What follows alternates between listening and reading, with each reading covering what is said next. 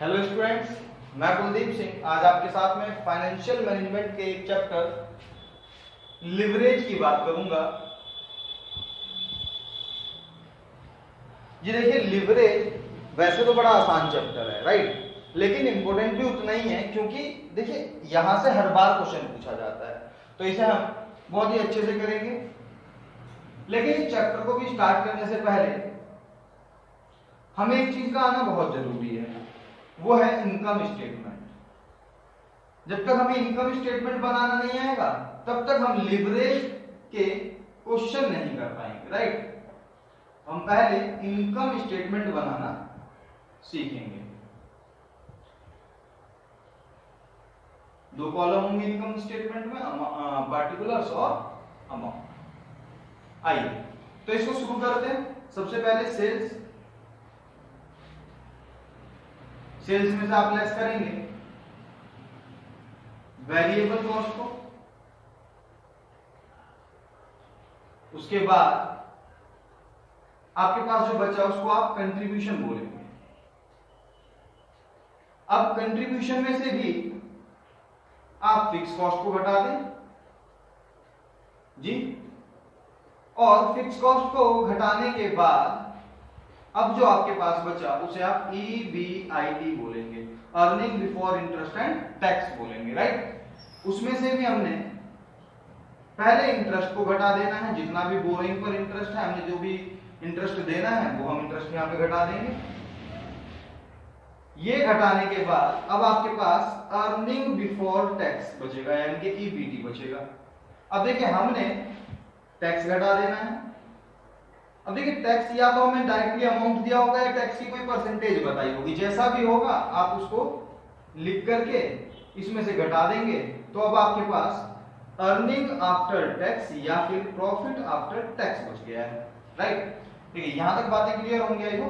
अब लेकिन इसमें से पहले आपने प्रीफरेंस डिविडेंड को घटाना है। देखिए जो प्रीफरेंस डिविडेंड होते हैं वो फिक्स होते हैं किस पर, प्रीफरेंस शेयर पर, तो पहले आप उनको प्रीफरेंस डिविडेंड को घटा दें, राइट। अब जो बचेगा अब इसको हम EAES बोलेंगे, earning available for equity shares कहेंगे, राइट। अब देखिए इसमें से आप क्या करेंगे, डिवाइड कर देंगे नंबर ऑफ इक्विटी शेयर्स से, नंबर ऑफ इक्विटी शेयर्स। अब देखिए जो भी इक्विटी शेयर्स के होंगे आप उनसे डिवाइड कर दें तो आपको क्या पता चलेगा कि आपके एक इक्विटी शेयर्स ने कितनी अर्निंग की, राइट। तो इसको हम EPS means earning per share कहेंगे, अर्निंग पर शेयर कहेंगे। अब देखिए इस इनकम स्टेटमेंट में अगर मैं बात करूं तो यहाँ पे दो तरह की फिक्स कॉस्ट आपको नजर आएगी, एक फिक्स कॉस्ट ये और एक फिक्स कॉस्ट ये, जो कि इंटरेस्ट है और प्रीफरेंस डिविडेंड है। क्योंकि देखिए ये दोनों भी फिक्स होते हैं, लेकिन ये वाली जो फिक्स कॉस्ट है ये हमारी ऑपरेटिंग फिक्स कॉस्ट कहलाती है, ऑपरेटिंग फिक्स कॉस्ट कहलाती है, राइट। इसका एग्जांपल अगर आप देखें तो मैं आपको बता सकता हूं एक दो, जैसे कि रेंट हो सकता है, सैलरीज हो सकती हैं, है ना। लेकिन अगर हम बात करें इन दोनों की तो ये ऑपरेटिंग फिक्स कॉस्ट नहीं है, जबकि ये क्या है, ये फाइनेंशियल फिक्स कॉस्ट है। जो आपने लॉन्ग टर्म फंड अरेंज किया होगा उसकी फाइनेंशियल कॉस्ट है, इसलिए हम इसको फाइनेंशियल फिक्स कॉस्ट कहेंगे।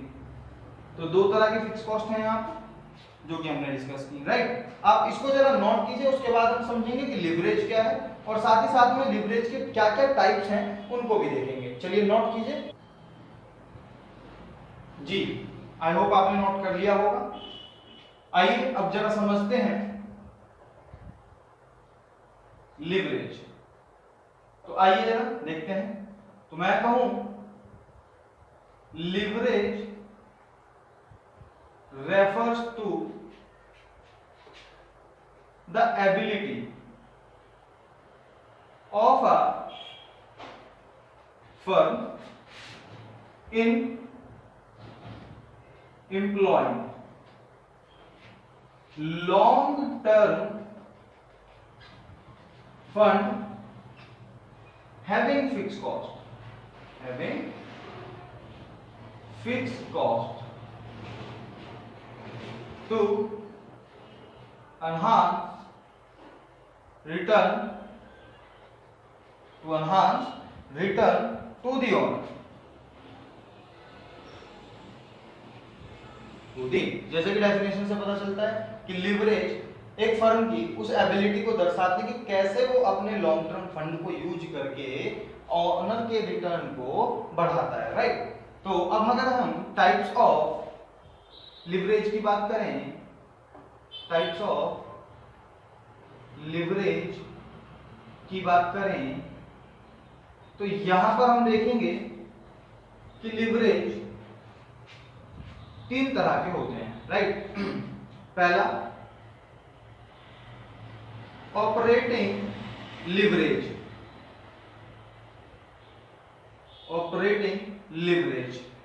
दूसरा फाइनेंशियल लिवरेज एंड तीसरा कंबाइंड लिवरेज। ये तीन तरह के लिवरेज हैं। देखिए, अगर ऑपरेटिंग लिवरेज की हम बात करेंगे तो ये रिलेटेड होते हैं, तो related to operating fix cost. और अगर हम बात करें फाइनेंशियल लिवरेज की तो हम कह सकते हैं रिलेटेड टू फाइनेंशियल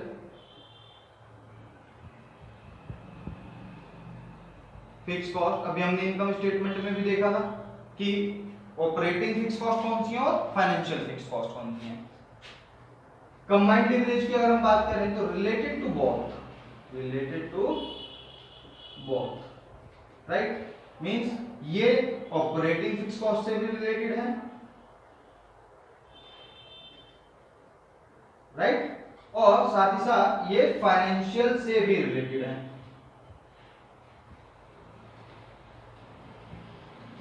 जी, लेकिन अब बात करते हैं कि इनको कैलकुलेट कैसे किया जाए, इनको कैलकुलेट कैसे किया जाए। तो देखिए, वन बाय वन समझते हैं। सबसे पहले ऑपरेटिंग की बात कर रहे हैं, राइट। ऑपरेटिंग को कैलकुलेट करने के लिए आपको ये फॉर्मूला यूज करना होगा, operating leverage equals to contribution divided by EBIT. अब आप देख रहे होंगे कि कंट्रीब्यूशन और ईबीआईटी दोनों ही चीजों को हम इनकम स्टेटमेंट से निकाल सकते हैं, इजीली निकाल सकते हैं, राइट। अब नेक्स्ट अगर हम बात करें तो इसको एक और फॉर्मूले से हम निकाल सकते हैं, operating leverage equals to percentage change in EBIT divided by percentage change in sales. आइए अब हम बात कर लेते हैं जरा फाइनेंशियल लिवरेज की। तो फाइनेंशियल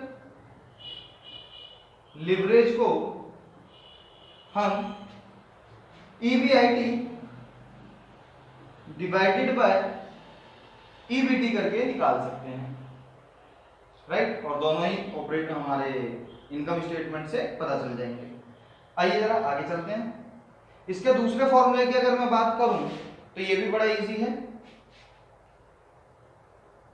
फाइनेंशियल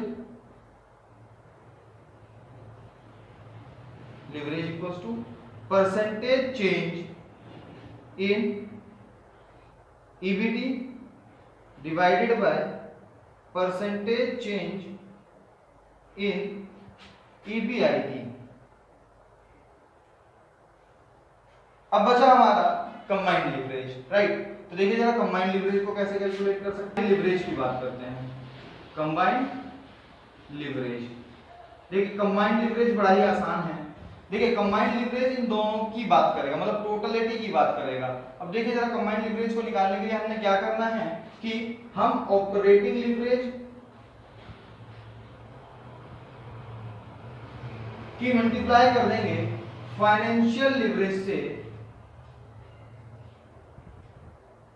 फाइनेंशियल लिवरेज से तो हमें कंबाइंड लिवरेज पता चल जाएगा, राइट। तो यानी कि मैं लिख सकता हूं कंबाइंड लीवरेज इक्वल्स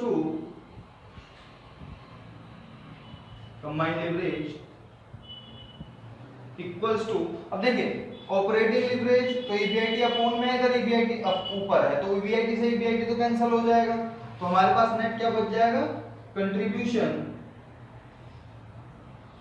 अपॉन में ईबीटी, राइट। और सिमिलरली देखिए यहाँ पे परसेंटेज चेंज इन ईबीआईटी और परसेंटेज चेंज इन ईबीआईटी, तो ये कैंसिल हो जाएगा इस तरह से। तो यहां पर मैं लिख सकता हूं कि combined leverage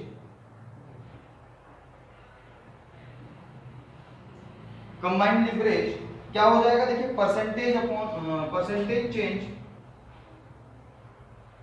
in EBT divided by percentage change in sales.